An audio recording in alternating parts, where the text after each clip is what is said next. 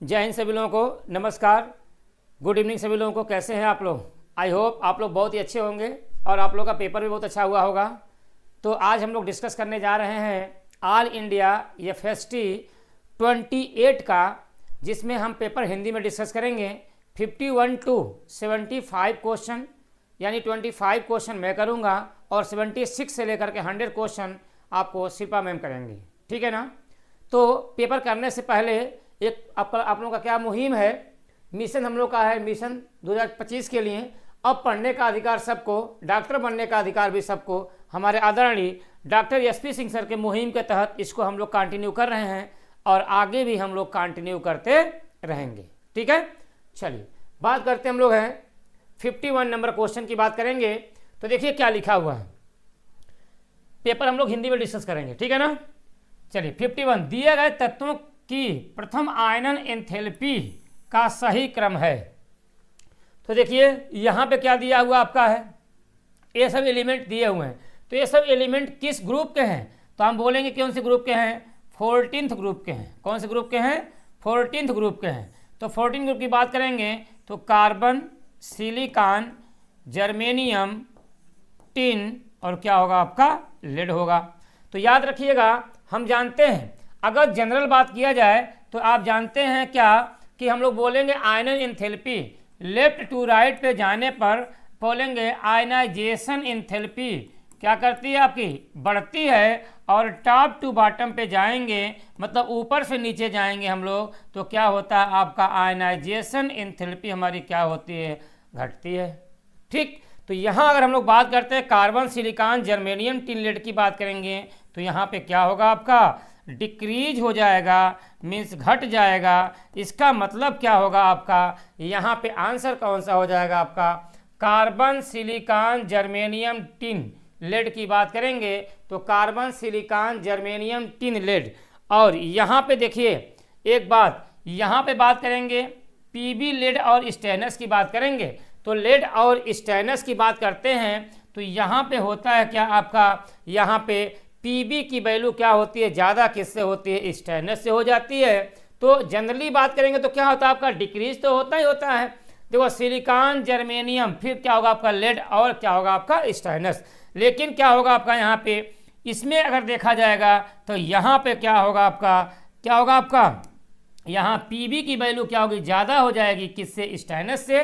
तो हम लोग क्या करेंगे, जो आपका ऑर्डर दिया हुआ है कार्बन, सिलिकॉन, आपका क्या होगा आपका? जर्मेन, ऐसे लिखें, कार्बन, आपका सिलिकॉन, आपका क्या होगा? जर्मेनियम, फिर क्या होगा आपका? लेड और फिर क्या होगा आपका? स्टेनस हो जाएगा। तो ये रहा हमारा क्या, ऐसे हम लोग बोलेंगे प्रथम आयनन एंथैल्पी का सही क्रम हमारा यही हो जाएगा। ठीक है ना? चलिए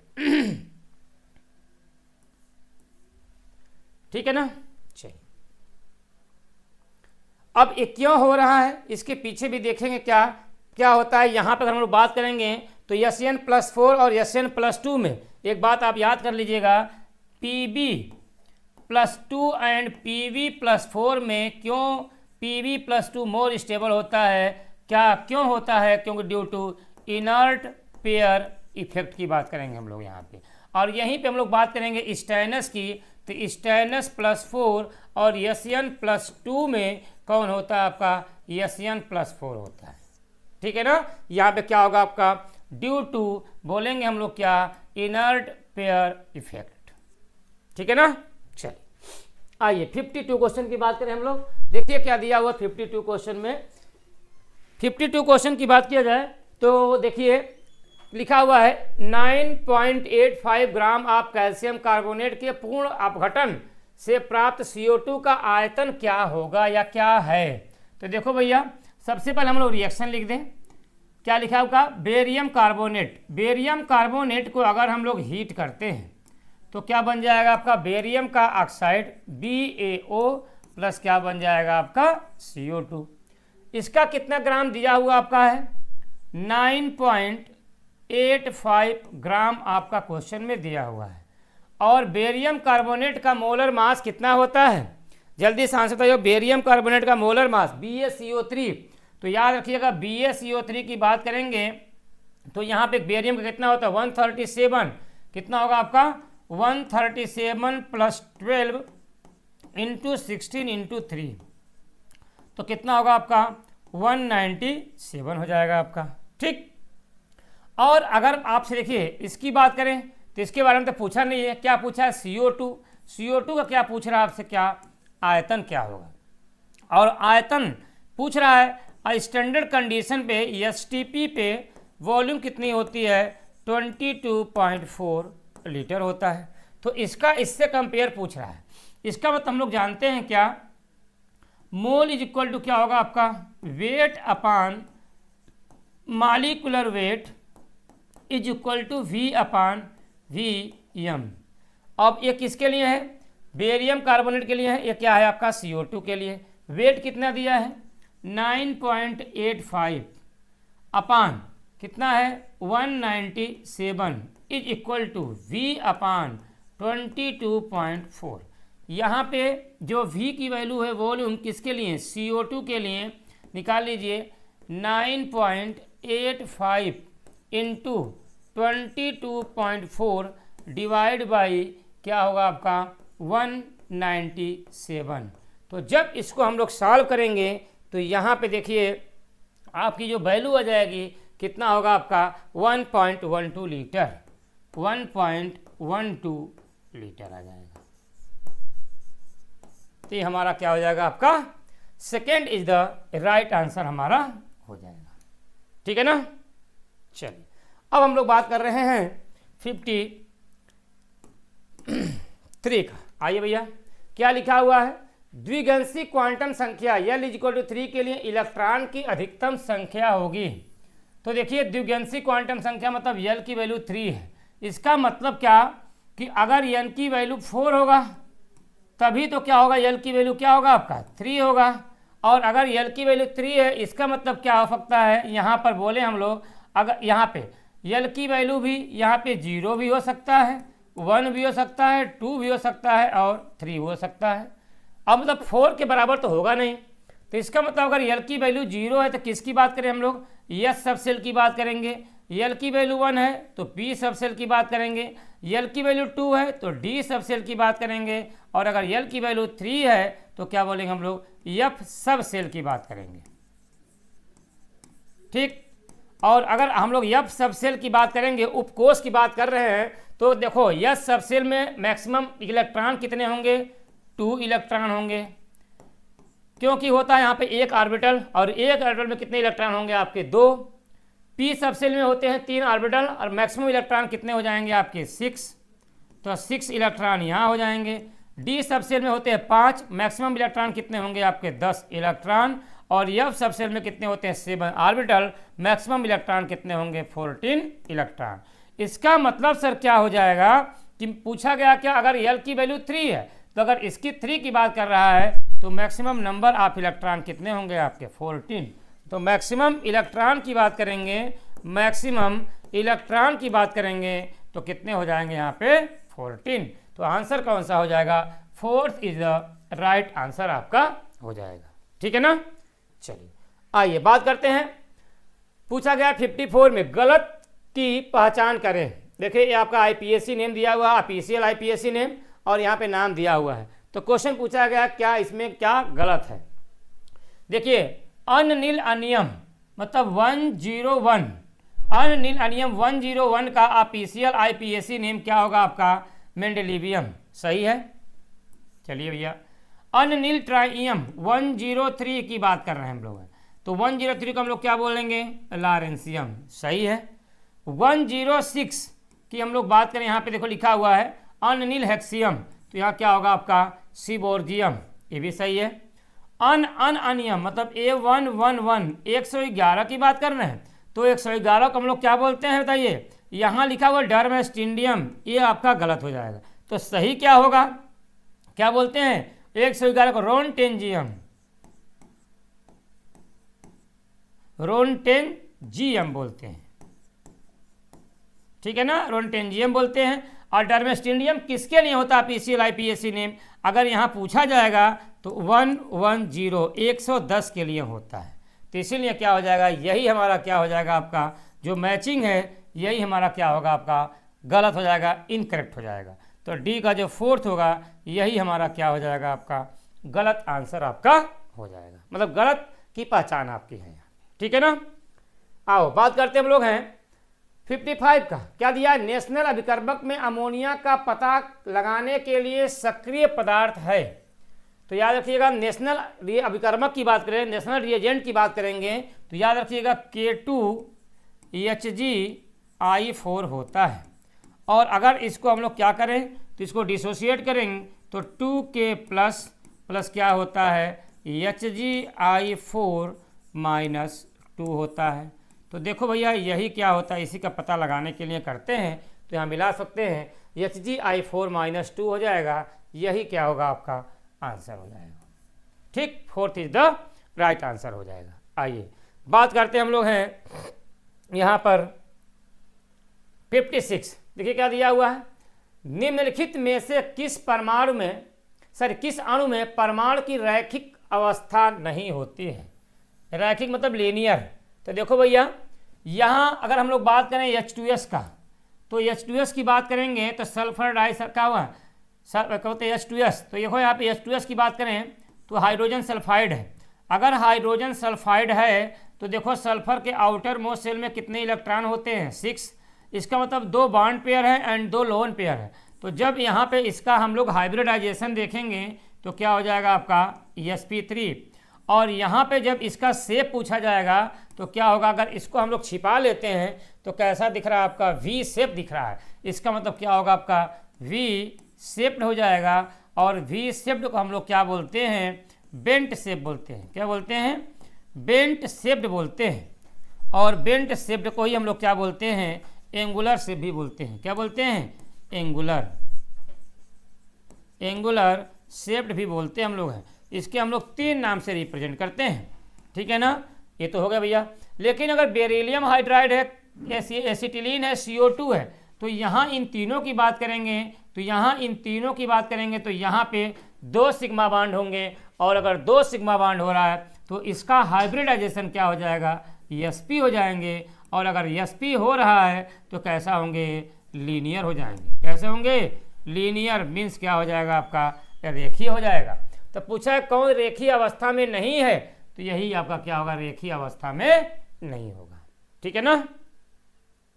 चलिए आइए देखिए क्या दिया हुआ है।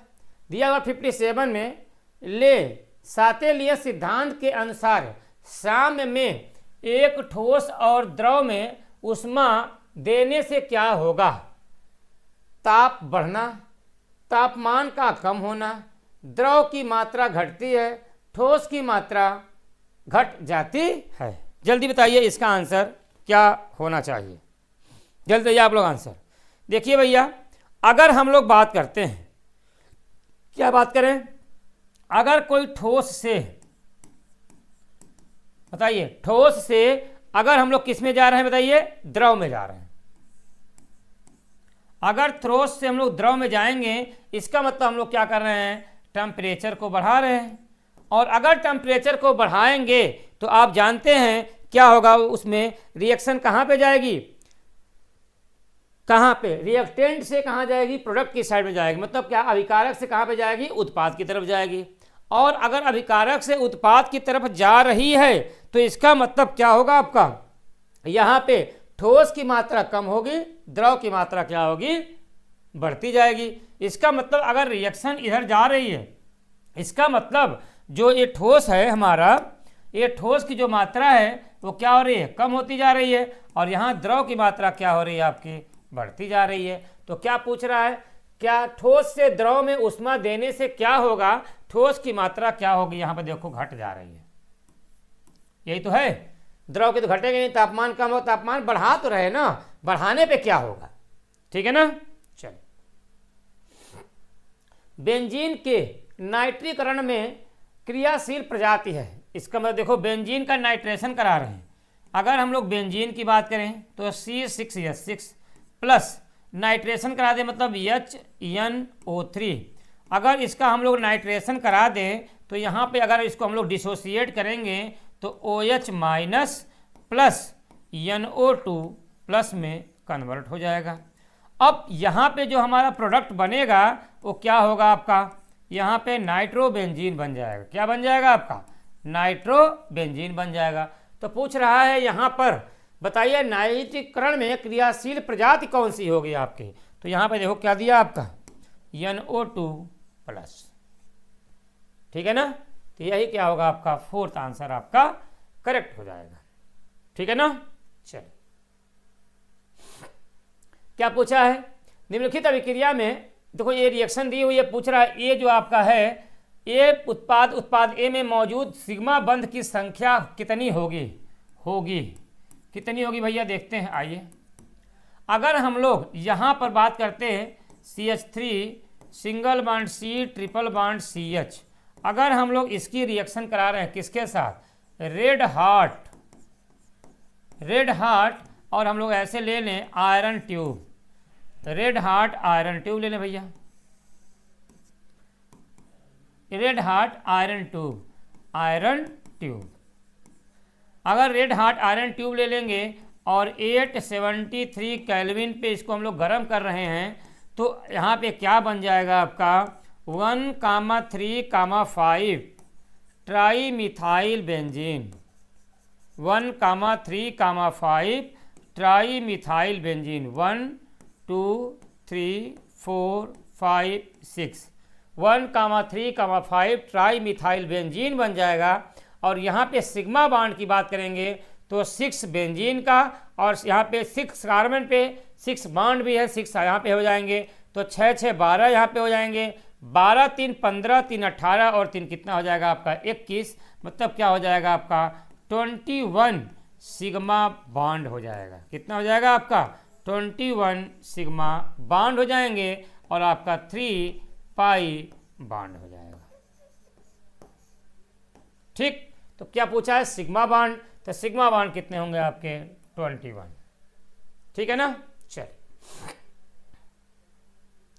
आइए क्या दिया है 60 क्वेश्चन, 25 डिग्री सेल्सियस पर उच्च पराफरण दाब 0.2 मोलरिटी बिलियन द्वारा प्रदर्शित किया जाता है। किसके लिए, देखो उच्च पराफरण दाब की बात कर रहा है यहाँ पे। अगर पराफरण दाब की बात करें तो ग्लूकोज, यूरिया और सुक्रोज की बात करें तो पराफरण दाब यहाँ पे क्या होगा आपका 1 होगा। लेकिन नंबर ऑफ आयन की बात करेंगे तो CaCl2 की अगर हम लोग बात करते हैं तो यहाँ पे Ca प्लस का 2 और प्लस क्या होगा आपका 2Cl माइनस हो जाएगा। नंबर ऑफ आयन्स की बात करेंगे तो यहाँ कितने होंगे आपके 3 आयन्स हो जाएंगे, और नंबर ऑफ आयन जहाँ पे जितना ज़्यादा होगा उसका क्या होगा आपका उच्च पराफरण दाब होता है। तो आंसर कौन सा हो जाएगा यहाँ पे, 4th is the right answer हो जाएगा। ठीक है ना। चलिए अब बात करते हैं हम लोग हैं यहाँ पे 61 +3 ऑक्सीकरण अवस्था में एक संक्रमण तत्व यक्स का विन्यास ये दिया हुआ है, तो इसका परमाणु क्रमांक क्या होगा। आइए भैया बात करते हैं। यक्स कोई एटम है जिन्होंने क्या किया है, यहाँ पे आर्गन का 18 और यहाँ पे दिया है आपका 3d4। इसका मतलब इसके पहले हम बात करें हम लोग यहाँ पे, तो यहाँ पे क्या होगा, अगर यहाँ पे प्लस का 3 चार्ज यहाँ पे है, इसका मतलब अगर +3 चार्ज ना होता तब क्या होता, आर्गन का 18 और यहाँ पे दिखते हैं हम लोग क्या 3d5 एंड 4s2 होगा। तो देखो 18 2 20 5 25, जो 25 जो मेटल है यहाँ पे कौन सा होगा आपका, यहाँ पे 25, कितना होगा आपका 25। इसका मतलब परमाणु क्रमांक कौन सा होगा आपका यहाँ पे 25 हो जाएगा। ठीक है ना।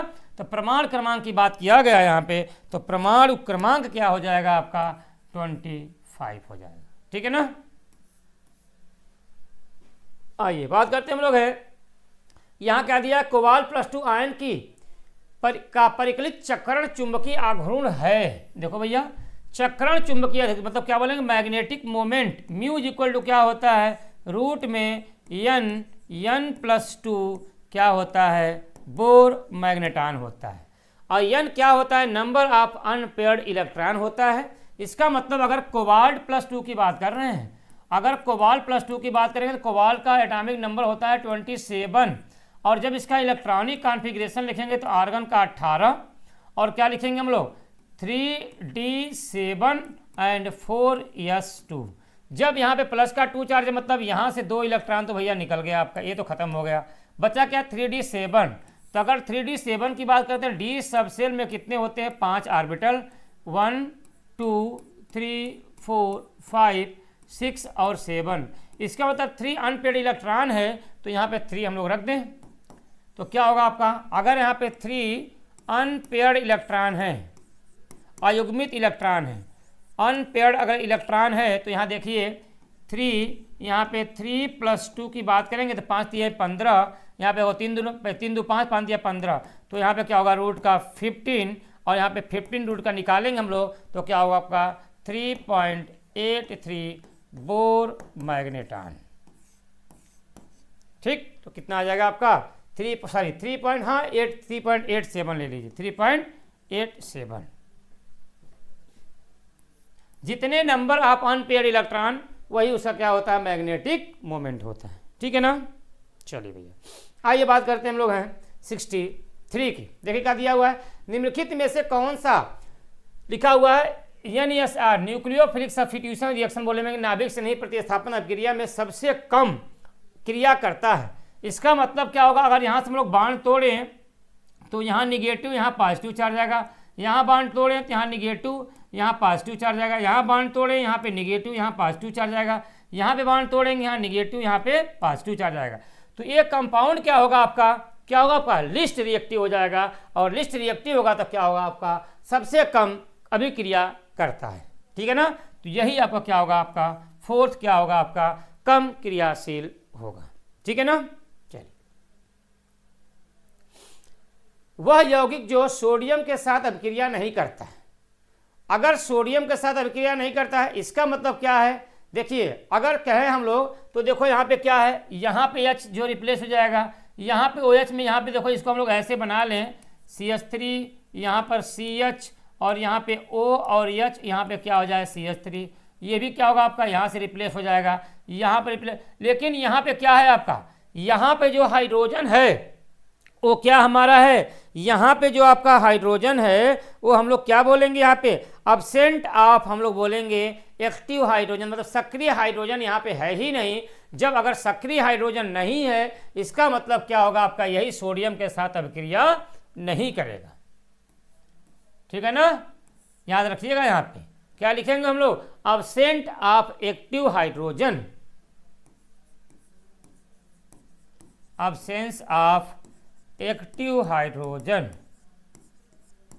ठीक, चलो भैया देखिए क्या लिखा 65 में, पूछा क्या सी क्या बनेगा, फिनाल को अगर जिंक डस्ट के साथ रिएक्शन कराएं तो भैया क्या बन जाएगा, बेंजीन।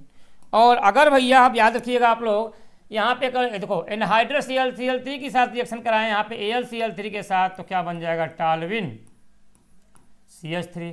और जब एल्कलाइन KM4 लेंगे, मतलब क्या होगा आपका स्ट्रांग ऑक्सीडाइजिंग एजेंट की तरह क्या करेगा, बिहेव करेगा, तो टालविन किस में चेंज होगा, डायरेक्ट किस में चेंज हो जाता है आपका, एसिड में, बेंजोइक एसिड हो जाएगा आपका।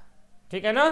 तो देखो भैया, देखो CH3 को अगर क्या करें, अगर ऑक्सीडाइजिंग करें तो एल्डिहाइड बनेगा, लेकिन एल्डिहाइड के बाद फिर क्या होगा आपका, एसिड में चेंज हो जाएगा। तो हम डायरेक्ट लिख दिए हैं क्या, बेंजोइक एसिड,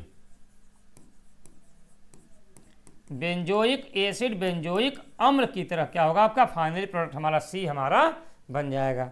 तो कौन सा होगा आपका, क्योंकि सी पूछा है तो सी हमारा क्या होगा, बेंजोइक अम्ल हो जाएगा।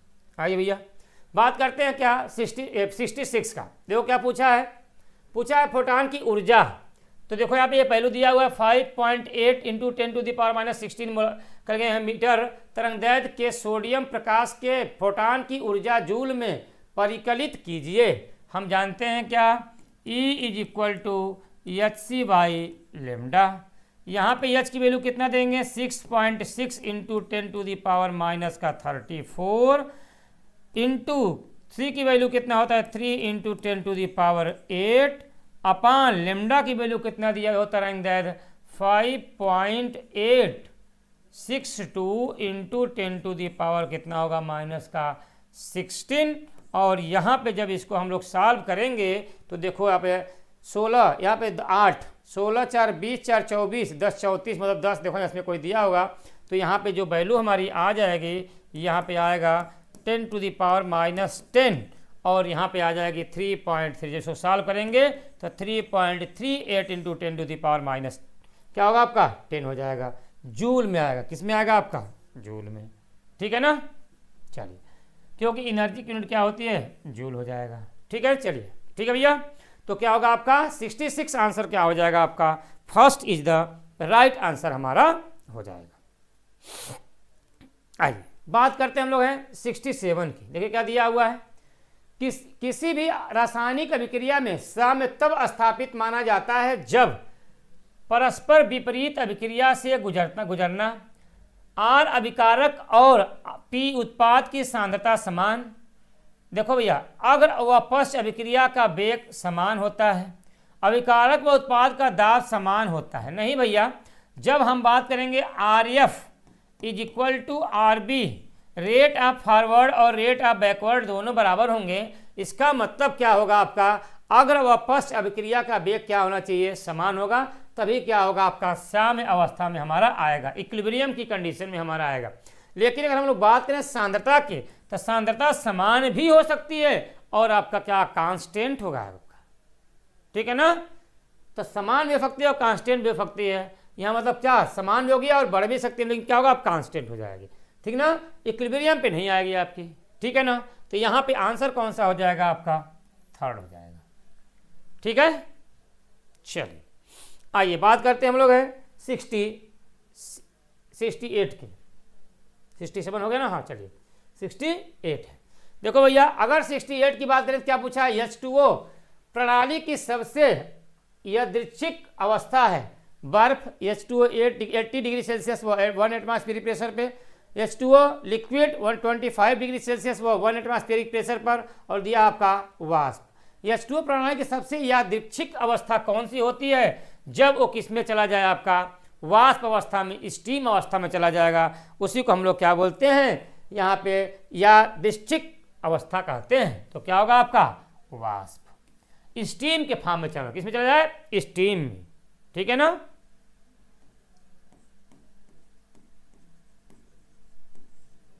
चलो भैया आइए, क्या दिया 69, निम्नलिखित में से कौन सा अवस्था फलन नहीं है, कौन अवस्था फलन नहीं है। अवस्था फलन का मतलब क्या बोलते हैं हम लोग, इसको हम लोग हैं स्टेट फंक्शन। तो स्टेट फंक्शन की बात करेंगे तो याद रखिएगा, यहाँ पर स्टेट फंक्शन कौन कौन से होते हैं। स्टेट मतलब क्या होता है, फाइनल माइनस इनिशियल। तो याद रखिएगा, एंट्रोपी, गिब्स ऊर्जा और एंथैल्पी, ये सब क्या होते हैं, अवस्था फलन होते हैं। क्या होते हैं, अवस्था फलन होते हैं, स्टेट फंक्शन होते हैं। लेकिन अगर हम लोग बात करेंगे Q, और यहाँ पे हम लोग एक और ले लेंगे हम लोग W, ये Q और W दोनों जो होते हैं वो क्या होते हैं हमारे, क्या होते हैं Q और W हमारे। देखिए ये तो क्या स्टेट फंक्शन है, तो अवस्था फलन है, तो हमारा क्या है, हमारे क्या है, पाथ फंक्शन है। क्या है, पथ फलन है, पथ फलन है, पथ फलन, क्या बोलेंगे, पथ फलन, पाथ फंक्शन।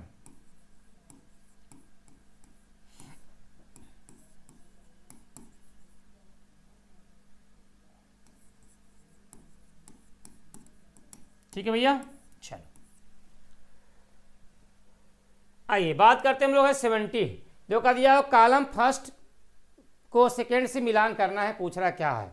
ये देखिए आपका दिया हुआ है, ये ऑप्शन आपके दिए हुए हैं। तो देखो भैया, अगर हम यहाँ पे जानना चाहें तो याद रखिएगा, यहाँ पर देखिए यहाँ पे क्या दिया आपका, एल्डिहाइड, और ये क्या दे दिया आपका है, कीटोन दिया हुआ है। तो अगर एल्डिहाइड और कीटोन की बात किया जाए तो हम जानते हैं एल्डिहाइड और कीटोन में, एल्डिहाइड तो क्या देगा आपका, टॉलेंस अभिकर्मक देता है, लेकिन कीटोन आपका नहीं देगा। तो यहाँ पे क्या होगा आपका, फर्स्ट का P हो जाएगा, फर्स्ट का P यहाँ पर भी है, फर्स्ट का P यहाँ पर भी है। चलो भैया, यहाँ देखिए सेकेंड की बात करें तो देखो यहाँ पे क्या दिया है, NO2, यहाँ पे OH, यहाँ पे क्या दिया हुआ आपका OCH3 मिथॉक्सी बेंजीन दिया हुआ है। अगर हम लोग इसकी बात करते हैं तो यहाँ पे क्या होगा आपका, न्यूट्रल FeCl3 के साथ कौन रिएक्शन करेगा, न्यूट्रल FeCl3 के साथ रिएक्शन कौन करेगा, आपका NO2 और OH ग्रुप कर देगा, लेकिन आपका ये मिथॉक्सी बेंजीन नहीं करेगा। तो क्या होगा, B का आपका हो जाएगा यस। तो मतलब B का क्या होगा आपका, यस हो जाएगा, और आपका A का क्या होगा, P। तो देखो भैया, A का P, B का क्या होगा, यस। तो यही आपका आंसर ही हो जाएगा, बस खत्म। सी का क्या है, आर है, तो सी का आर के बाद ल्यूकास टेस्ट की बात कर रहे हैं, तो देखो यहाँ पे एल्कोहल और क्या दिया आपका कीटोन दिया हुआ है, तो बताओ कौन देगा आपका, यहाँ पे एल्कोहल ल्यूकास टेस्ट देता है, कीटोन नहीं देता है, ये आपका हो जाएगा। तो क्या होगा आपका आंसर, ए का पी, बी का एस, सी का आर और क्या होगा आपका डी का क्यू हो जाएगा। डी का क्या होगा आपका क्यू हो जाएगा। ठीक, चलो भैया आइए बात करते हैं हम लोग हैं 71 की।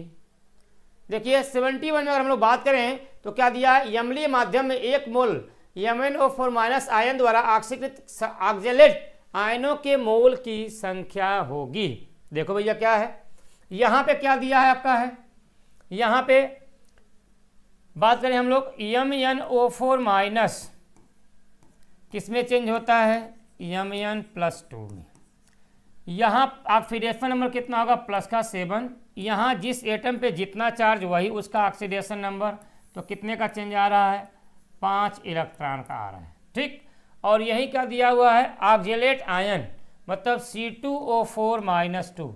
C2O4-2 की बात करेंगे तो किस में चेंज होता है, CO2 में।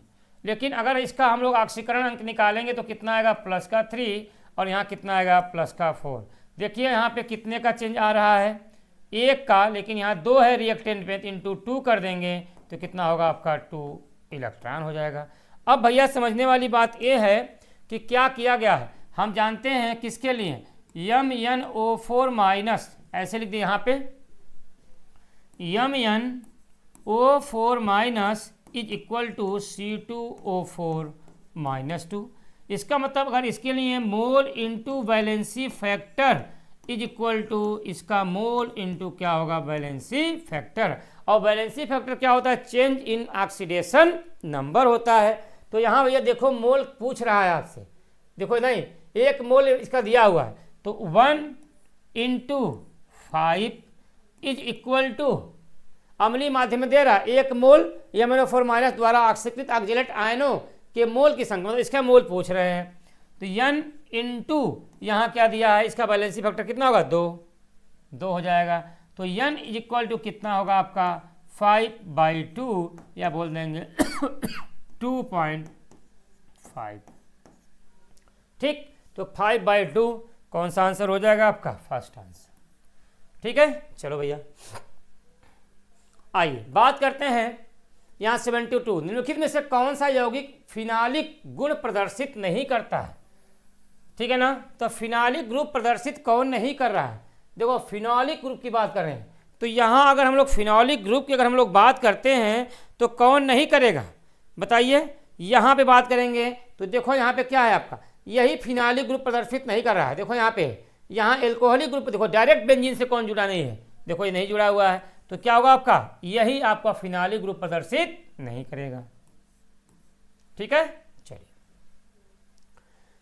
73, रीमर टीमर फार्माइलेशन अभिक्रिया में इसके अलावा शामिल है, फिनॉक्साइड आयन पर क्लोरोफार्म, फिनॉक्साइड आयन पर डाइक्लोरोकार्बेन, फिनाल पर हाइड्रोक्साइड आयन, बेंजीन वलय पर ट्राइक्लोरोमिथाइल कार्ब एथानायन, कार्ब एरिडायन। तो देखो भैया अगर हम लोग बात करते हैं कि रीमर टीमर रिएक्शन, ये बहुत ही इंपॉर्टेंट है।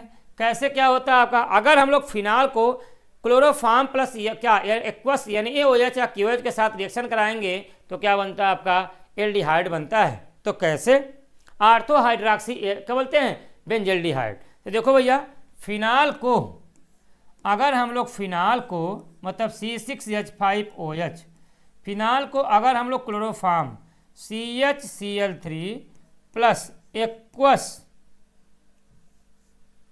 एक्वस ऐसे लिखे, एक्वस क्यों बोले ऐसे, एक्वस NaOH या KOH के साथ रिएक्शन कराएंगे तो जो इसका इंटरमीडिएट फॉर्म बनेगा यहाँ पे क्या बन जाएगा आपका ONA और यहाँ बन जाएगा क्या CHCl2, और ये हमारा क्या बनता है इंटरमीडिएट फॉर्म,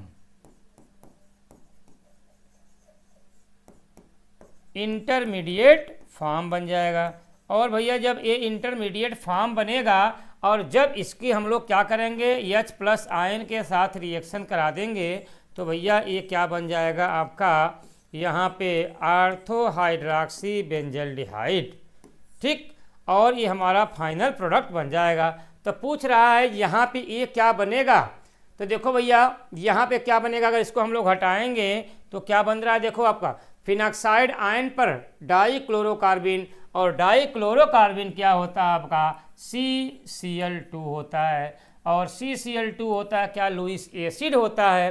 तो डाइक्लोरोकार्बिन की बात कर रहे हैं, तो यहाँ पे कौन सा आंसर हो जाएगा आपका, second is the right answer हमारा हो जाएगा। ठीक है, चलिए पूछ रहा है अम्ल CO समूह की अभिलाक्षणिक अभिक्रिया नहीं देते हैं क्योंकि डाइमराइजेशन, अनुनाद, चक्रीय संरचना कोई नहीं।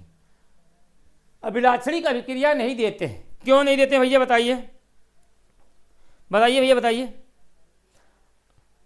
क्योंकि अगर यही पूछा जाए क्यों नहीं देते हैं, तो देखो भैया यहाँ पे अगर हम लोग बोले एसिड ले लें C⋯O और यहाँ पे OH, तो देखो यहाँ पे क्या होगा आपका पार्शियल डबल बॉन्ड, मतलब single double bond single bond lone pair, क्या है आपका डीलोकलाइजेशन होगा, मतलब क्या होगा आपका यहाँ पे रेजोनेंस हो रहा है, इसीलिए क्या करते हैं अभिलाक्षणिक अभिक्रिया नहीं करते हैं।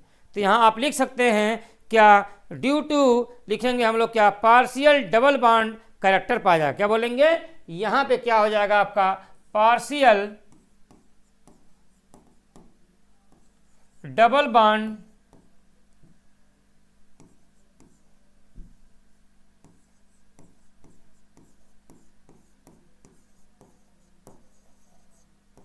कैरेक्टर पाया जाएगा। अगर पार्शियल डबल बॉन्ड कैरेक्टर पाया जाएगा इसका मतलब क्या होता है, यहाँ पे अनुनाद पाया जाएगा। ठीक है ना, चलिए बात करते हैं हम लोग हैं क्या लिखा है 75 क्वेश्चन जो टालेंस अभिक्रिया परीक्षण देते हैं। तो याद रखिएगा टालेंस अभिक्रिया की बात करेंगे तो फार्मेल्डिहाइड, फार्मिक एसिड और एसिटेल्डिहाइड ये सभी क्या देते हैं, टालेंस अभिक्रिया देते हैं। इसका मतलब ये हो गया कि आप याद रखिएगा एल्डिहाइड या अल्फा हाइड्रॉक्सी हम लोग बोलेंगे, कीटोन या एरोमेटिक जो हमारा होता है एल्डिहाइड, अल्फा हाइड्रॉक्सी कीटोन या बोलेंगे हम लोग क्या एरोमेटिक एल्डिहाइड आपका, और आपका एल्डिहाइड, ये जितने भी होते हैं क्या होते हैं आपके क्या बोलेंगे टालेंस परीक्षण देते हैं, टालेंस टेस्ट देते हैं। इसीलिए यहाँ पे क्या होगा आपका सभी आपका क्या होगा, यहाँ पे देखो सब एल्डिहाइड है, यहाँ पे क्या हो जाएगा आपका कीटो, यहाँ पे देखो यहाँ पे इसको हम लोग ऐसे बनाए C⋯O, ऐसे देखिए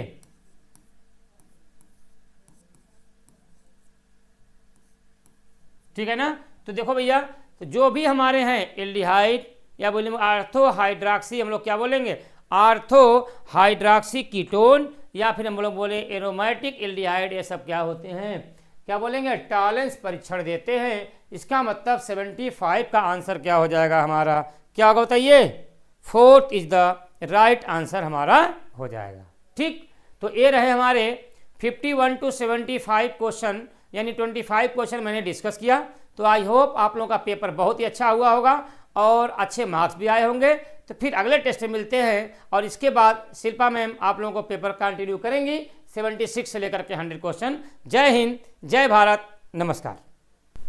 hello students, welcome to the new light Prayas. I hope आप सभी बहुत अच्छे होंगे और बहुत अच्छे से अपने नीट की प्रिपरेशंस भी कर रहे होंगे। तो आज हम लोग लेकर आए हैं एक पेपर डिस्कशन जिसका नाम है FST test number 28। I hope आप सभी का एग्जाम बहुत अच्छा गया होगा, बहुत अच्छे से आपने एग्जाम को अटेम्प्ट किया होगा जो आपका केमिस्ट्री का पेपर है। तो स्टार्टिंग में जो इसके क्वेश्चंस हैं 51 to 75 इसका डिस्कशन आपको उपेंद्र सर करवाएंगे और बाकी के आगे के जो बचे हुए क्वेश्चन है 76 to 100 क्वेश्चंस का जो आपका डिस्कशन है वो मैं करवाने वाली हूँ। ठीक है, तो स्टार्ट करते हैं अपने 76 क्वेश्चन से। देखिए क्या कह रहा है 76 नंबर का क्वेश्चन, यहाँ पर पढ़िए।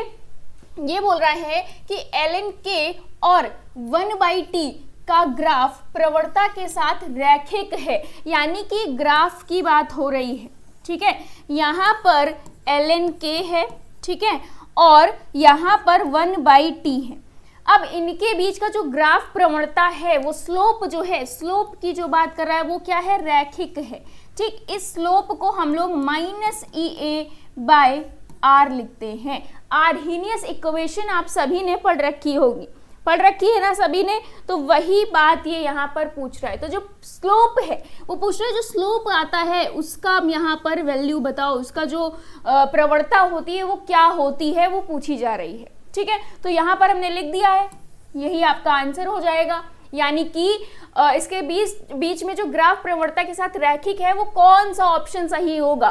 First option minus EA/R, second option plus का EA/R है, सेकेंड में EA/2.303/R है 3/R, और फोर्थ में कह रहा है माइनस EA अपॉन में 2.303R है। ठीक है, ये जो EA लिखा है वो ऐसे सफिक्स में है, एक्टिवेशन एनर्जी जानते हो ना, सक्रियण ऊर्जा, उसी के बारे में। ठीक है, तो यहाँ पर ग्राफ क्या हो जाएगा, रैखिक, और प्रवणता क्या है माइनस EA/R। तो यही फर्स्ट ऑप्शन हमारा राइट ऑप्शन हो जाएगा।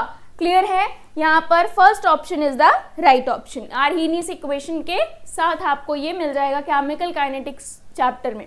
ठीक है, समझ आया, रासायनिक बलगतिकी यानी कि। क्लियर। चलो नेक्स्ट क्वेश्चन की बात करते हैं, 77 नंबर का क्वेश्चन।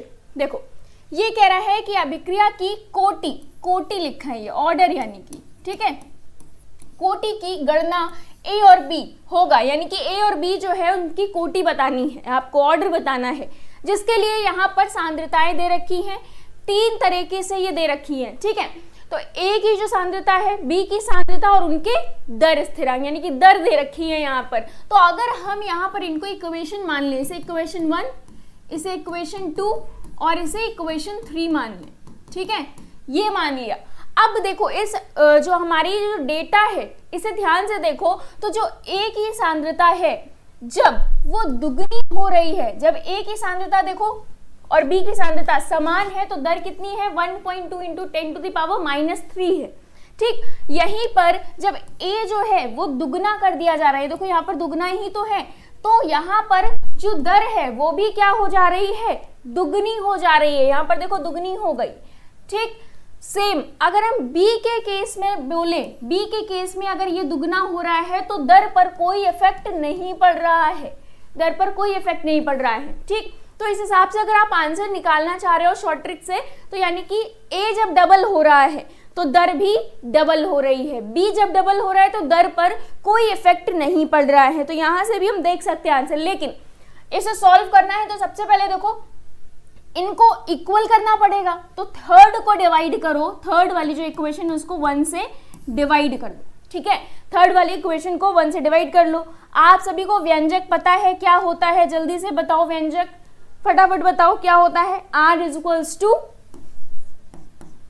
K, A की पावर X और B की पावर Y, ये व्यंजक पता है। अब आपको दर डिवाइड करनी है, यानी कि R3 अपॉन R1 कर दो। ठीक है, तो यहां पर जब आप लिखोगे R3/R1 इक्वल्स टू K, तो कांस्टेंट है, सेम रहेगा। ठीक है, उसके बाद यहां पर क्या हो जाएगा, A और अपॉन में चल रहा है ये सब कुछ, क्योंकि हम डिवाइड कर रहे हैं यहाँ पर। ठीक है, सेम इसके लिए भी K, A अगर रखोगे, और B के लिए वैल्यू क्या है, देखो यहाँ पर B के लिए वैल्यू 0.010 है। ठीक है, 0.0110। ठीक है, 0.10, और ऊपर अगर हम देखें यहाँ पर थर्ड पहले है ना, तो थर्ड के लिए यानी कि ये ऊपर आएगा। ठीक है, ये ऊपर आएगा। क्लियर, तो यहाँ पर आएगा 0.10, यहाँ पर आएगा 0.05, यही तो है। ठीक, क्लियर है, यहाँ तक की चीजें समझ में आई। अब देखो ये हो गई इसकी पावर, ये y हो गई, ये y ही तो हो गई, अगर समझोगे ध्यान से तो y ही तो है। यहाँ पर भी इस तरह से करो। अब देखो यहाँ पर ये तो कट गया पूरा, ये पूरा कट गया ना, तो ये क्या हो गया 1, तो ये हो जाएगा आपका जो R3/R1 है, ये भी सेम ही है, ये भी सेम बचेगा, इसकी वैल्यू भी तो सेम है, R3 और R1 की वैल्यू देखो सेम है। अब उसके बाद जब आप इसे कैलकुलेट करोगे तो यहाँ पर क्या आ जाएगा आपका, ये 0 है। ठीक, तो 2 की पावर 0 इक्वल्स टू क्या बन जाएगा, ये 2 की पावर y, 2 की पावर y। तो क्या हम यहाँ से y की पावर कंसीडर कर सकते हैं? y की पावर क्या आ गई? फिर y का जो आंसर आएगा वो क्या आएगा? जो इसकी पावर है। ठीक, तो y बराबर 0 आ गया। अब देखो y बराबर 0 है यहाँ पर, यानी कि ये 0 आ गया है, हमें पता चल गया है। तो इस तरह से अगर हम ऑप्शन को देखें तो ऑप्शन से हमें आंसर मिल जाएगा, हमें दूसरी इक्वेशन है वो सॉल्व करने की जरूरत नहीं पड़ेगी।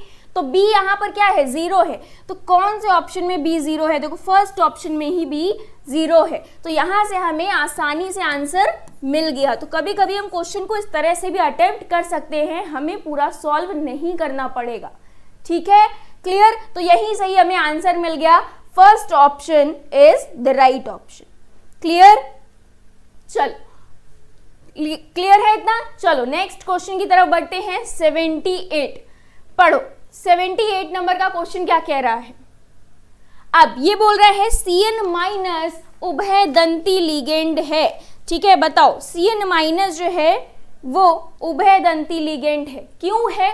रीजन, Cn माइनस की अगर हम बात करें तो ये NC की तरह भी बिहेव कर सकता है। ठीक है, इसकी तरह भी बिहेव कर सकता है, यानी कि अगर हम देखें तो इनमें जो कार्बन और नाइट्रोजन है दोनों ही एकाकी युग्म को त्याग कर सकते हैं, अपने एकाकी युग्म का त्याग कर सकते हैं, इसलिए क्या है? उभय दंती लिगेंड है।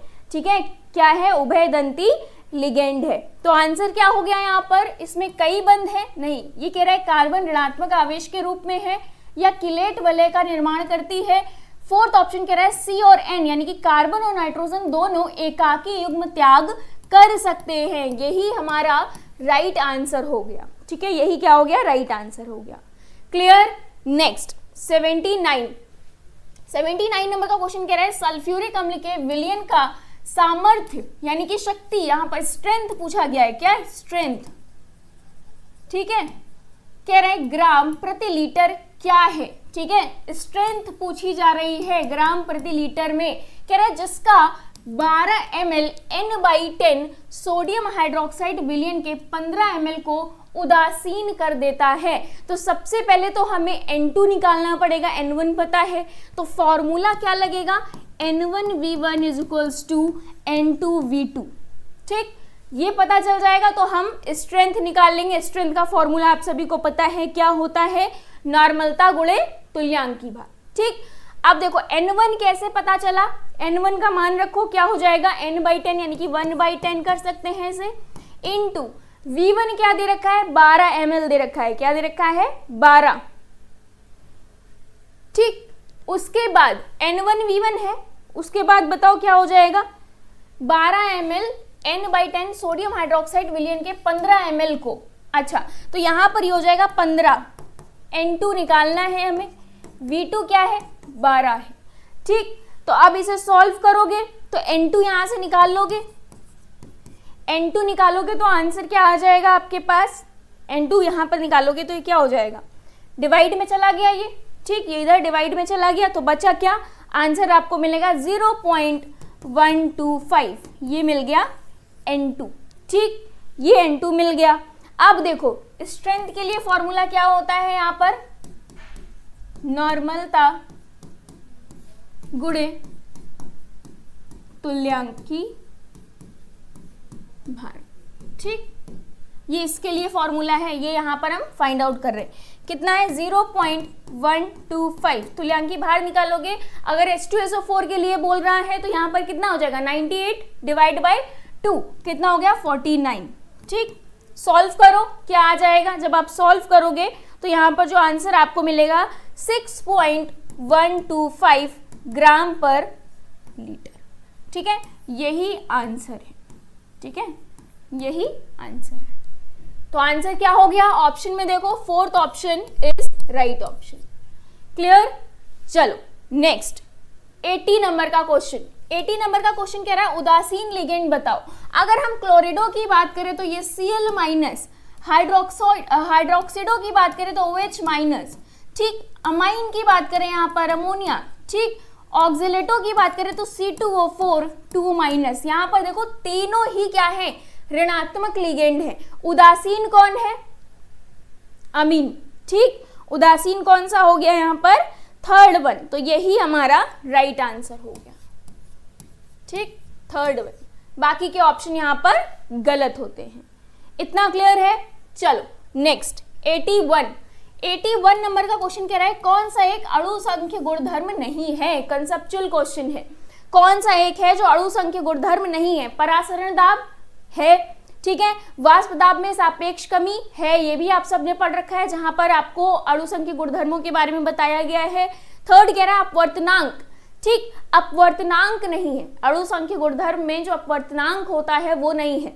फोर्थ कह रहा है हिमांक में अवनमन, ये भी है, ठीक, तो ये गलत हो गए आंसर। पूछा क्या है, कौन सा गुणधर्म नहीं है, तो अपवर्तनांक इज द राइट आंसर। ठीक है, क्लियर, 81 का क्लियर है। चलो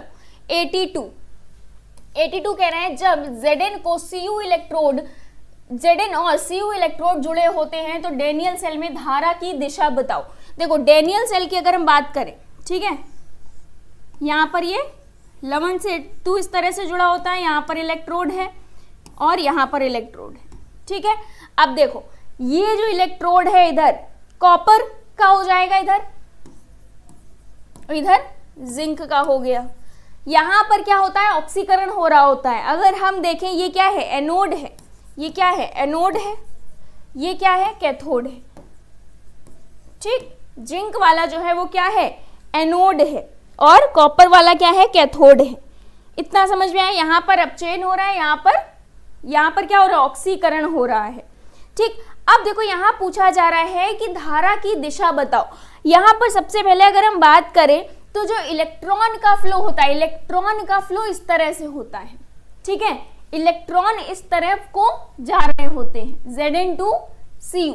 और अगर हम धारा की बात करें, ये इलेक्ट्रॉन फ्लो है, धारा की बात करें जस्ट इसका अपोजिट, यानी कि कॉपर से जिंक, ठीक। तो आंसर क्या हो गया, धारा की बात करी जा रही है ना, धारा की, तो धारा क्या हो गई, बाह्य सेल के बाह्य में, कहां से, कॉपर से जिंक, ठीक है, कॉपर से जिंक, यही आंसर हो गया। ऑप्शन मैच करो, कह रहा है सेल में कॉपर से जिंक, सही तो कह रहा है, पर सेल के बाह्य की बात हो रही है, तो सेल के बाह्य कॉपर से जिंक, सेकेंड ऑप्शन यहाँ पर राइट हो जाएगा, बाकी के ऑप्शन यहाँ पर गलत हो जाएंगे।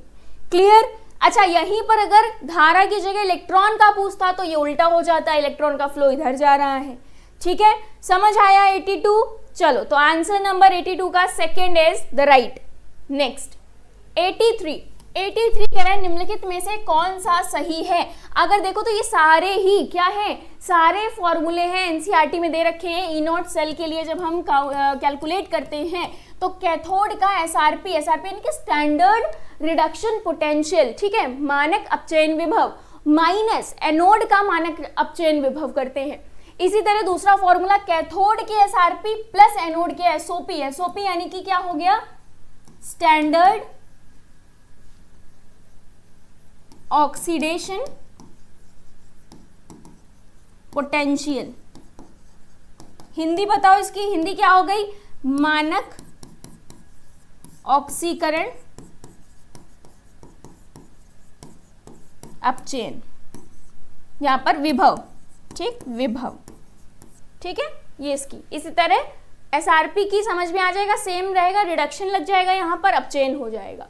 थर्ड फॉर्मूला भी सही है, एनोड के एसओपी माइनस कैथोड के एसओपी, तो यानी कि फोर्थ ऑप्शन यहाँ पर राइट है, सारे ही सही हैं। ये थियोरेटिकल क्वेश्चन है, एनसीईआरटी में दे रखा है। नेक्स्ट 84 की बात करते हैं। चलो 84 में कह रहा है अनुनाद नहीं दिखाया जाता है किसके द्वारा। देखो फर्स्ट ऑप्शन है बेंजीन, C6H6। बेंजीन का स्ट्रक्चर आप सभी को पता है और सबको ये भी पता है, बहुत फेमस चीज है कि बेंजीन द्वारा अनुनाद दिखाया जाता है, एक स्ट्रक्चर ये, ठीक, और इस तरह से, तो फर्स्ट स्ट्रक्चर हो गया ये, ठीक। तो यानी कि इसके द्वारा अनुनाद क्या हो रहा है, शो हो रहा है। अगर यहीं पर हम लोग दूसरे की बात करें, कार्बन डाइऑक्साइड की बात करें, ठीक, कार्बन डाइऑक्साइड की बात करोगे तो इसके भी 3 स्ट्रक्चर बनते हैं, इसके भी कैसे 3 स्ट्रक्चर बनते हैं, ठीक है। यहां पर ऑक्सीजन आ गया, ठीक, ये ऑक्सीजन 2 2 4 2 6 और एक इधर, यहां पर सेम ऐसे ही, और ये इस साइड को, और यहां पर भी सेम आ जाएगा। ठीक है, क्लियर। तो यानी कि ये क्या हो गया, ये फर्स्ट स्ट्रक्चर हो गया इसका। ठीक है, ये इसका फर्स्ट स्ट्रक्चर हो गया। ऐसे ही 2 स्ट्रक्चर और बनते हैं, एक और बनता है। ठीक है, उनमें डिफरेंस क्या होता है, यहाँ पर माइनस आ जाता है, वहां प्लस आ जाता है। ठीक, यहाँ पर ट्रिपल बॉन्ड बन जाएगा, यहाँ पर सिंगल बॉन्ड बन जाएगा। दूसरा स्ट्रक्चर तीसरे में जो दूसरा वाला स्ट्रक्चर बनाओगे उसका अपोजिट हो जाता है। ठीक है, तो इस तरह से दूसरे का अनुनाद, यानी कि इसमें भी अनुनाद होता है। CO3 कार्बोनेट आयन में भी अनुनाद पाया जाता है। इसकी 2 संरचनाएं अगर देखा जाए अलग अलग बनेगी। ठीक, बचा कौन, SiO2। ठीक है, SiO2 इसका स्ट्रक्चर 3D होता है, 3D स्ट्रक्चर होता है, इसमें अनुनाद नहीं होता है, तो यही हमारा राइट आंसर है। बाकी के ऑप्शन यहाँ पर गलत हो जाते हैं। ठीक है, इसका स्ट्रक्चर कैसा होता है, 3D स्ट्रक्चर होता है। क्लियर, तो आंसर क्या हो गया 84 का, 4th is the right answer. Next 85 कह रहा है कथन ए और कथन बी। कथन ए कह रहा है एसिटिक अम्ल एक असंतृप्त यौगिक है, कथन बी कह रहा है इसमें 2 द्विबंध है। अब देखो एसिटिक अम्ल एक असंतृप्त यौगिक है, क्या ऐसा है, बताओ जल्दी से, ऐसा होगा नहीं। ठीक, क्यों, देखो अगर यहाँ पर असंतृप्त का मतलब होता है कार्बन कार्बन के मध्य द्विबंध या त्रिबंध पाया जाए। ठीक, लेकिन अगर एसिटिक अम्ल का आप स्ट्रक्चर बनाओगे CH3 COOH होता है ना, तो यहाँ पर CH3 COOH इस तरह से बनेगा, सभी को पता है, यानी कि OH जोड़ दो, CH3 COOH। ठीक, तो यहाँ पर कार्बन कार्बन के मध्य द्विबंध नहीं है, तो ये क्या है, असंतृप्त नहीं है। फर्स्ट वाला तो गलत हो गया। सेकंड कह रहा है इसमें 2 द्विबंध है। ठीक, इसमें 2 द्विबंध नहीं है, तो ये भी क्या है, गलत है, यानी कि कथन ए और बी दोनों ही गलत है। ठीक, क्लियर। तो ऑप्शन नंबर 2 यहाँ पर राइट होता है। 85 का ऑप्शन नंबर 2 राइट है। ठीक है, चलो नेक्स्ट देखो, क्वेश्चन नंबर 86 क्या कह रहा है, यौगिक की ज्यामिति है। यौगिक दे रखा है CH2 double bond CH single bond CH double bond CH2। तो अगर इसको और एक्सपेंड करो, ये हो गया, ठीक है, फिर है CH है। ठीक, तो यहां पर इसे बैलेंस किया, 4 वैलेंसी फुलफिल हो गया।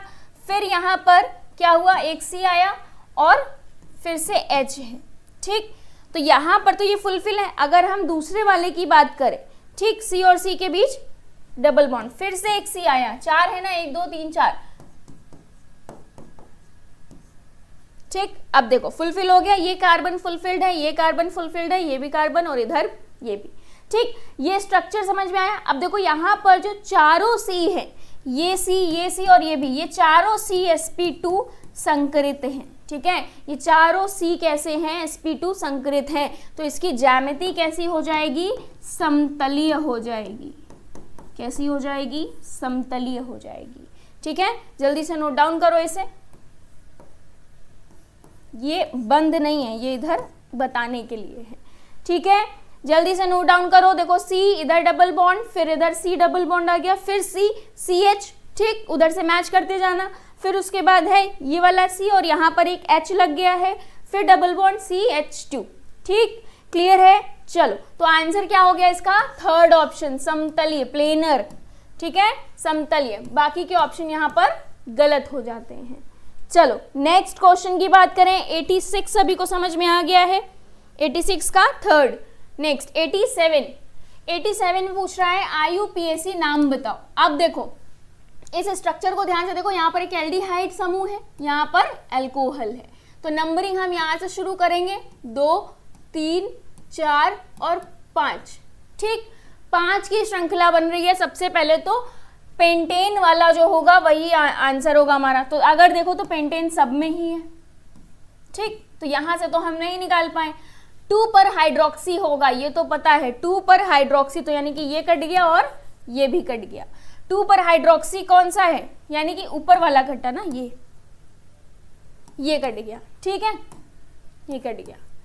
अब बचा first and second, 2 hydroxy cyclo है, 5 पेंटेन।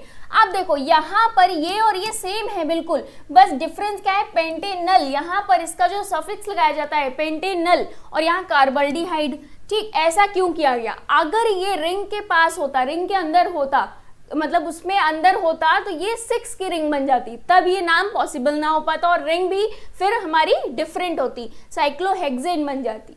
ठीक, लेकिन यहाँ पर ये ग्रुप के बाहर है तो ये क्या हो गया, कार्बेल्डिहाइड हो गया। तो ऑप्शन थर्ड यहाँ पर राइट हो गया। Third option is the right option for this IUPAC। ठीक है, यानी कि इस स्ट्रक्चर के लिए थर्ड ऑप्शन सही है, 2 हाइड्रोक्सी साइक्लोपेंटेन कार्बेल्डिहाइड। समझ आया? चलो नेक्स्ट क्वेश्चन यहाँ पर कह रहा है कथन और कारण का है। दो कथन दे रखे हैं, कह रहा है एक को कथन ए और दूसरे को आर के रूप में लेबल किया गया है। कथन ए कह रहा है कि NaOH के विरुद्ध HCl के अनुमापन में, यानी कि जो टाइट्रेशन प्रैक्टिकल आप करते हो, ये प्रैक्टिकल केमिस्ट्री का है, ठीक, उसमें बोल रहा है कि फेनोल्फ्थलीन का उपयोग उपयुक्त संकेतक के रूप में किया जाता है।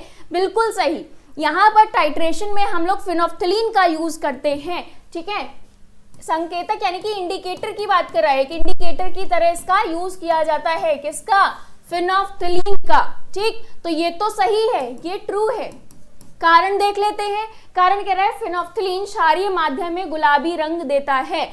बिल्कुल सही है, क्षारीय माध्यम में ये गुलाबी रंग देता है, लेकिन अगर यहीं पर अम्लीय माध्यम पूछा जाता तो क्या बोलते, अम्लीय माध्यम में ये रंगहीन होता है, रंगहीन होता है।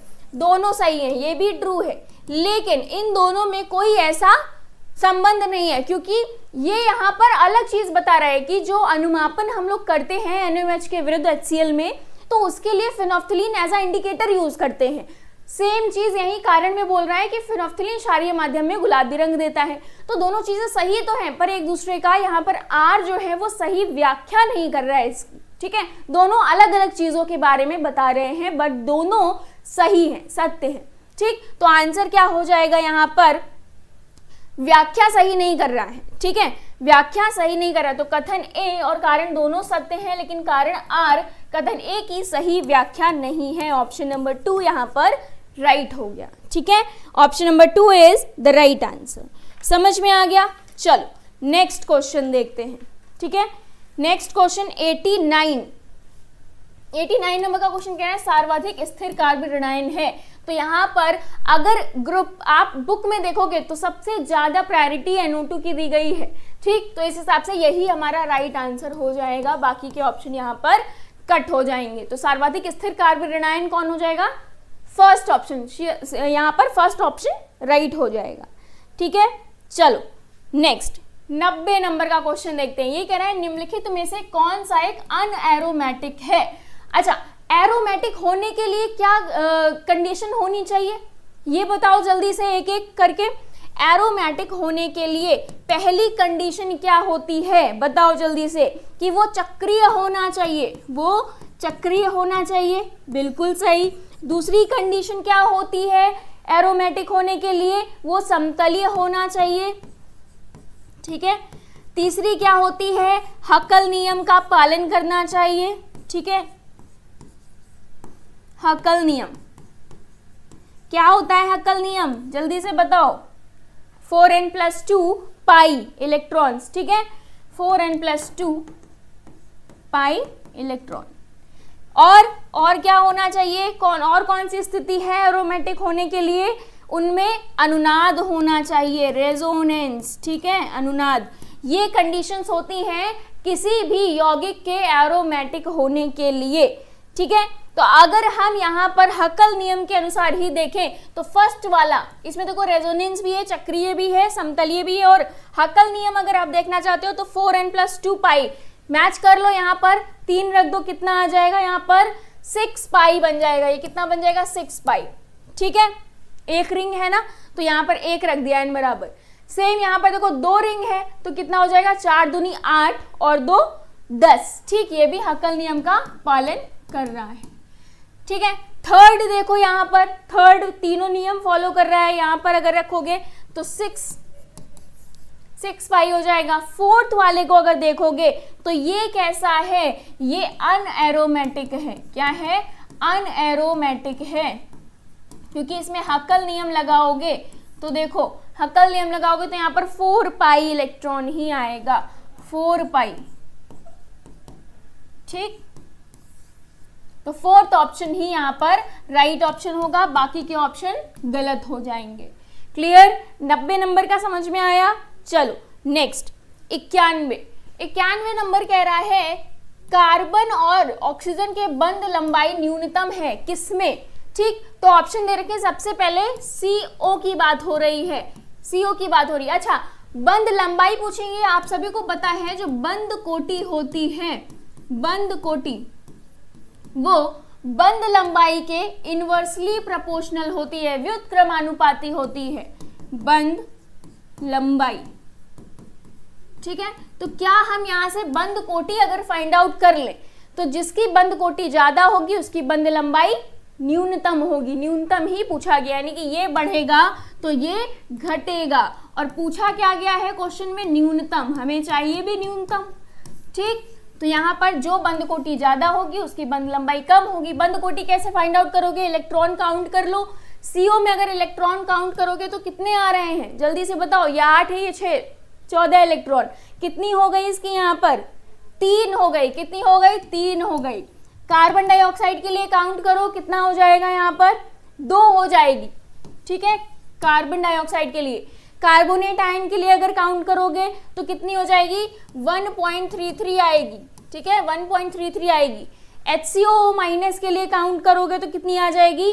1.5 आ जाएगी।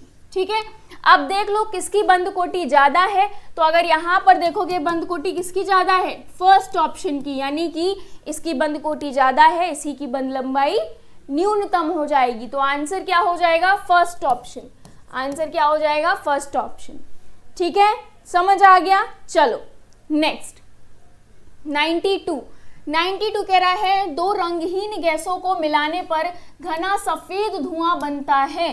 ठीक, तो यहाँ पर अमोनिया और ऑक्सीजन है, फिर कह रहा है सल्फर डाइऑक्साइड और वाष्प को मिलाने पर, अमोनिया और हाइड्रोक्लोरिक अम्ल को मिलाने पर, या अमोनिया और यहाँ पर HNO2 को मिलाने पर।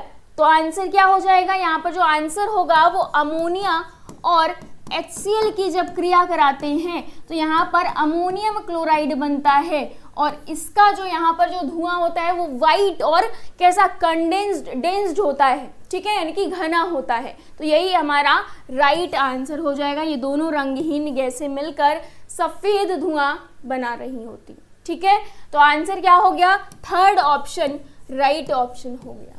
ठीक है, थर्ड ऑप्शन यहाँ पर राइट हो गया, 92 का थर्ड। ठीक है, अब बात करते हैं 93 कह रहा है आयनिक यौगिक के जल योजन में शामिल है। आयनिक यौगिक के जल योजन में यानी कि हाइड्रेशन करा रहे हैं तो क्या शामिल है? ऊष्मा का निकलना, बिल्कुल सही।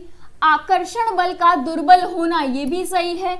आयनों में वियोजन होना, ये भी सही है, यानी कि सारे ही सही है। जब हम आयनिक यौगिक का जलयोजन कराते हैं तो उसमें ऊष्मा का निकलना और जो बॉन्ड है, जो कंपाउंड के बीच में जो बॉन्ड है, आकर्षण बल है, उसका दुर्बल होना, और थर्ड यहाँ पर है आयनों में वियोजन होना। ठीक है, तो आंसर सारे ही सही है। नेक्स्ट देखो क्या कह रहा है 94 कह रहा है निम्नलिखित में से कौन सा यौगिक सबसे अधिक जालक ऊर्जा प्रदर्शित करता है? तो जालक ऊर्जा के लिए सबसे आसान ट्रिक आप सभी को पता है, एक संबंध यहाँ पर बताया गया जालक ऊर्जा के लिए Q1 Q2 अपॉन R। समझ आ गया? अब देखो जालक ऊर्जा के लिए ये रिलेशन है। अगर हम कंपाउंड्स को ध्यान से देखें तो ये सारे सेम ग्रुप के हैं, ये सारे सेम ग्रुप के हैं। हलीना की रब से फरियाद। ठीक, देखो सारे सेम ग्रुप के हैं। अगर हाइड्रोजन लिथियम को हटा दो तो ये यहाँ पर Na भी है, पोटेशियम भी है, रुबिडियम भी और सीजियम भी है। ठीक, तो यानी इनके चार्ज की अगर आवेश की बात करें, फर्स्ट क्या है आवेश की बात करें तो इनमें सब में समान है। इसमें भी प्लस, इसमें भी +1, इसमें भी +1, इसमें भी +1। F की बात करें तो माइनस माइनस माइनस। तो अब हम किस पर जाएंगे? साइज पर जाएंगे। अब हम किसकी बात करेंगे? साइज की। तो आप सभी को पता है नीचे जाने पर क्या होता है? साइज बढ़ता है। अब जिसका साइज ज्यादा होगा उसकी जालक ऊर्जा कम हो जाएगी। हमें बताना क्या है? अधिक जालक ऊर्जा, यानी कि जिसका साइज छोटा होगा उसकी जालक ऊर्जा बड़ी होगी। अब साइज छोटा आप सभी को पता है, ऊपर वाले का जो हमारे एलिमेंट है उसी का साइज छोटा हुआ, क्योंकि समूह में नीचे जाने पर आकार बढ़ता है। क्यों? क्योंकि वहां पर नंबर ऑफ शेल यानी कि कोशों की संख्या बढ़ रही होती है, जिसके कारण आकार बढ़ रहा होता है। ठीक है, तो यहाँ पर सबसे ऊपर कौन है? सोडियम। ठीक, तो सोडियम वाला ही हमारा आंसर हो जाएगा NaF। ठीक है, NaF is the right answer, sodium fluoride. Clear? तो यहाँ पर आंसर क्या हो गया? 94 का आंसर हो जाएगा सेकंड। ठीक है, समझ आया? इसे नोट डाउन कर लो जल्दी से। नेक्स्ट 95 नंबर का क्वेश्चन कह रहा है 27 डिग्री सेल्सियस पर अभिक्रिया की आंतरिक ऊर्जा परिवर्तन। यह अभिक्रिया दे रखी है H2 प्लस Cl2। ठीक है, और यहाँ पर 2HCl बन रहा है। अब ये कह रहा है 2 कैलोरी है, यानी कि डेल्टा U ये कह रहा है कितनी है? 2 कैलोरी है। ठीक, ये कह रहा है इस अभिक्रिया की एंथैल्पी परिवर्तन बताओ, डेल्टा H बताओ। डेल्टा H के लिए आप सबने फॉर्मूला पढ़ रखा है, delta H is equals to delta U plus का Ng अपॉन RT, है ना? यही होता है फॉर्मूला, जल्दी से बताओ। Delta Ng upon RT। ठीक है, अब क्या करना है? अभिक्रिया आपको दे रखी है, अभिक्रिया दे रखी है, डेल्टा U आपको पता ही है। डेल्टा U कितना है? अभी दिखा आपने 2 प्लस डेल्टा Ng कैसे फाइंड आउट करोगे? अभिक्रिया देखो, ये 2 और ये 2, 0 हो गया Ng, तो यहाँ पर ये 0 हो गया, यानी कि ये 0 है तो पूरा का पूरा ये टर्म उठकर क्या हो गया? 0। बचा क्या? 2, यानी कि जो H है, डेल्टा H है, एंथैल्पी परिवर्तन है, वो कितना है? 2 ही है, तो आंसर 2 कैलोरी। ठीक है, 2 कैलोरी, तो ऑप्शन नंबर 2 यहाँ पर राइट ऑप्शन। ठीक है, second option is the right option. समझ आया? 95 नंबर का क्वेश्चन। नेक्स्ट देखो, क्वेश्चन नंबर 96 क्या कह रहा है? निम्नलिखित में से कौन अम्ल मूलक का युग्म, ठीक है, अम्ल मूलक का युग्म यहाँ पर दे रखा है जो तनु HCl द्वारा विघटित हो जाता है। ठीक है, तो यहाँ पर जो आंसर होगा वो आपका ये हो जाएगा सेकेंड, ये है थर्ड। ठीक, तो थर्ड यहाँ पर राइट हो जाएगा, यानी कि 96 का जो आंसर है आपका वो थर्ड ऑप्शन है। ठीक है, नंबरिंग कर लेना। अब देखो कैसे, जब इसको हम लोग HCl के साथ यहाँ पर रिएक्ट करवाते हैं, जो कि कैसा है? तनु HCl है। ठीक है, बोला गया है क्वेश्चन में तनु HCl है, तो यहाँ पर क्या बनता है? पहले तो वाटर प्लस H2 माइनस, और यहाँ पर क्या बन जाएगा आपका? Cl minus. ठीक है, विघटित हो जाता है। इसी तरह जो दूसरा वाला है वो भी यहाँ पर सेम विघटित हो जाता है। क्लियर? समझ आ गया? तो यहाँ H2 बन गया, H2 माइनस बन गया, H2 नहीं है ये। ठीक है, H2 माइनस, ठीक है, और Cl माइनस हो जाएगा। क्लियर? तो यहाँ पर सेम इसी तरह आपका दूसरा भी कंपाउंड हो जाएगा, यही एक पाया जा रहा है, यानी कि थर्ड ऑप्शन यहाँ पर राइट हो जाएगा, बाकी के ऑप्शन गलत है। ठीक है, क्लियर? चल 97 नंबर का क्वेश्चन देखो, शून्य कोटि के लिए अर्ध आयु यहाँ पर अभिकारक की प्रारंभिक सांद्रता के समानुपाती होती है। तो जो अर्ध आयु है वो अभिकारक की प्रारंभिक सांद्रता की क्या होती है? व्युत्क्रमानुपाती होती है या अनुक्रमानुपाती होती है? आपको बताना है, ये कंसेप्चुअल क्वेश्चन है। तो ये क्या होती है? अनुक्रमानुपाती होती है। क्या होती है? अनुक्रमानुपाती। ठीक, तो अनुक्रमानुपाती वाला कौन सा आंसर है? सबसे पहले तो वो ढूंढ लो। ठीक है, तो यहां पर अगर देखोगे फर्स्ट में अनुक्रमानुपाती आना चाहिए, तो ये हट गया और ये हट गया, बचा ये दोनों। ठीक, सेकंड पढ़ो, ये कह रहा है और दर स्थिरांक के समानुपाती होती है। तो यहाँ पर जो अर्ध शून्य कोटि के लिए जो अर्ध आयु है वो दर स्थिरांक के लिए व्युत्क्रमानुपाती हो जाएगी। क्या हो जाएगी? व्युत्क्रमानुपाती।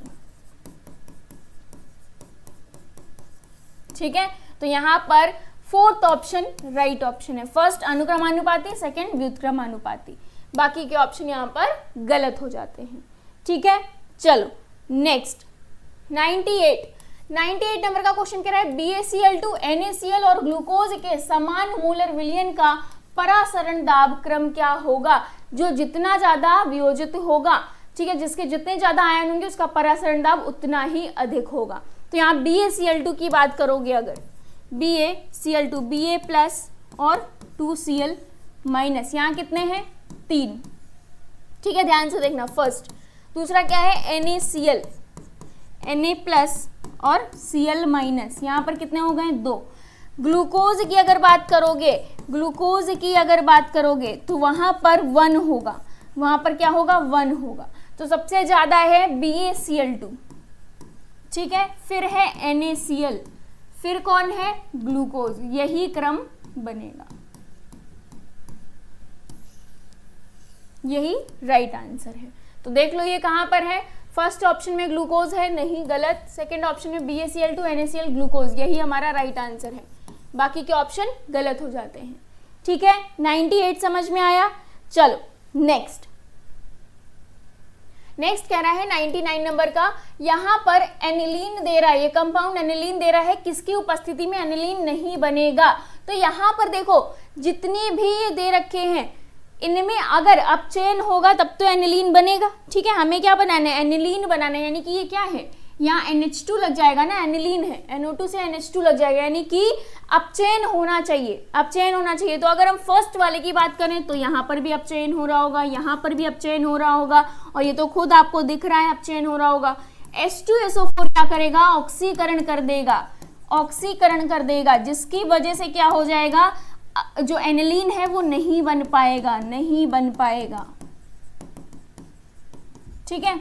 और यही पूछा जा रहा था, यही पूछा जा रहा था कि एनिलीन नहीं बनेगा किसकी उपस्थिति में, अगर हम H2SO4 रख देंगे तो एनिलीन प्राप्त नहीं होगा। रीजन क्या है, हमें चाहिए क्या, H2 चाहिए, हाइड्रोजन यहाँ पर अपचयन कराना पड़ेगा, ये सारे ही अपचयन करवा रहे हैं, लेकिन यही है जो ऑक्सीकरण करवा रहा है, ठीक है, समझ आया। चलो नेक्स्ट और लास्ट क्वेश्चन 100 नंबर का, ये कह रहा है नाइट्रिक अम्ल के साथ ऑक्सीकरण करने पर ग्लूकोज और ग्लूकोनिक अम्ल दोनों क्या देते हैं। नाइट्रिक अम्ल के साथ ऑक्सीकरण करवाना है अगर, तो सबसे पहले अगर हम ग्लूकोज की बात करें, ये रिएक्शन NCERT में दे रखी है, ठीक है। सबसे पहले अगर हम बात करें इसका CHOH और CH2H, ठीक, इसकी जब रिएक्शन करवाते हैं हम लोग, ठीक है, जब इसकी रिएक्शन करवाते हैं तो हमें क्या मिलता है, ऑक्सीकरण करवा रहे हैं, ठीक है, ऑक्सीकरण, तो हमें क्या मिलेगा यहाँ पर, हमें यहाँ मिल जाता है, देखो ये जो है ये COOH, ये बन जाएगा आपका CHOH का होल 4 और ये बन जाएगा CH2H, ठीक है। इस तरह से सेम इसका ऑक्सीकरण हुआ, किसकी उपस्थिति में, नाइट्रिक अम्ल की उपस्थिति में ऑक्सीडेशन हुआ, ठीक। यहां पर बन जाएगा, यहां पर आपका, तो ये क्या है, इस कंपाउंड का नाम है सैक्रिक अम्ल। क्या नाम है, सैक्रिक अम्ल, ठीक है, ये क्लियर। तो ग्लूकोज के ऑक्सीकरण पर हमें सैक्रिक अम्ल मिल रहा है, यही सेम क्वेश्चन कह रहा है दोनों क्या देते हैं, ठीक है, दोनों ही। तो अगर हम आंसर, जब हमें सैक्रिक अम्ल मिल रहा है तो इसका मतलब यही हमारा राइट आंसर होगा। लेकिन ग्लूकोनिक अम्ल के साथ भी एक बार देख लेते हैं, ग्लूकोनिक अम्ल जो है उसके साथ ऑक्सीडेशन पर हमें क्या मिल रहा है वो भी देख लेते हैं, ठीक। तो यहाँ पर ग्लूकोनिक अम्ल की बात करी जा रही है तो सेम यही मिलना चाहिए, तो यहाँ पर ग्लूकोनिक अम्ल लिख लो, एरो इधर ही रहेगा, क्या हो जाएगा ये यहाँ पर COOH CHOH का होल 4 और ये हो जाएगा CH2OH, ठीक है। यहाँ पर जो फॉर्मूला पहले लिख दिया था वो ग्लूकोनिक अम्ल का था, ये हो गया आपका ग्लूकोनिक अम्ल, ठीक। मिल क्या रहा है, सैक्रिक अम्ल, इधर क्या है ग्लूकोज, मिल क्या रहा है, ऑक्सीकरण, सेम चीज यहाँ पर क्या हो रही है, ऑक्सीकरण हो रहा है, ठीक है, ऑक्सीकरण, क्लियर, समझ आया इतना। तो आंसर क्या हो गया यहाँ पर, आंसर बताओ जल्दी से, दोनों ही, ठीक है, यहाँ पर सैक्रिक अम्ल, दोनों से ही क्या मिल रहा है, सैक्रिक अम्ल मिल रहा है, बाकी के ऑप्शन यहाँ पर गलत हो जाते हैं। तो 100 का आंसर क्या हो गया, फर्स्ट आंसर, 100 का first answer is the right, clear. चलो, तो यानी कि जो 100 तक के क्वेश्चन थे, 76 to 100 जो डिस्कशन था वो यहाँ पर हमारा कंप्लीट होता है। आई होप ये सेशन आपको बहुत अच्छा लगा होगा। हम लोग ऐसे ही अपने नेक्स्ट पेपर डिस्कशंस में मिलते रहेंगे, तब तक के लिए बाय बाय, टेक केयर और थैंक यू सो मच।